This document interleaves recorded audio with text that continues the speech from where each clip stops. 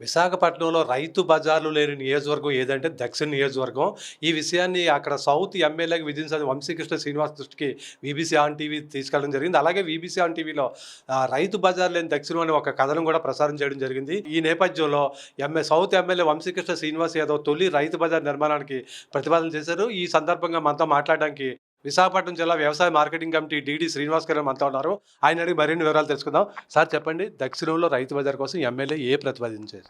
Sir, south కాన్స్టిట్యుయెన్సీలో existing Ramakrishna market అని ఉంది.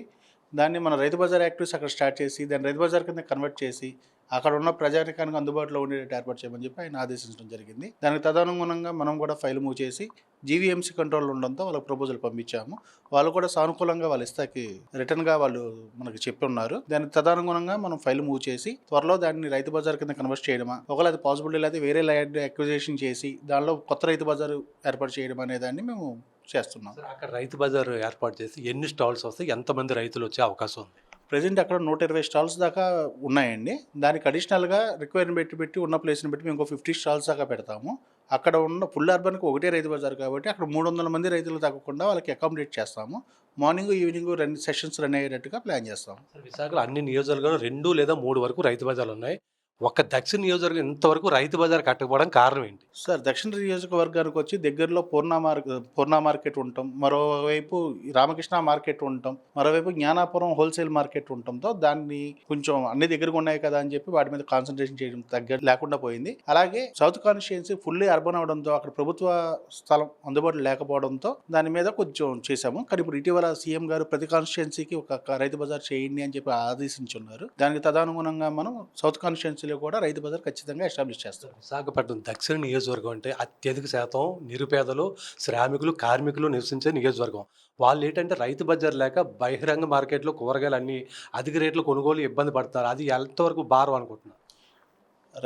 అది కూడా సార్ వంశకృష్ణ యాదవ్ గారు కూడా దాన్ని తీసుకుని దాని మీద చర్యలు తీసుకోమని ఆదేశించి ఉన్నారు.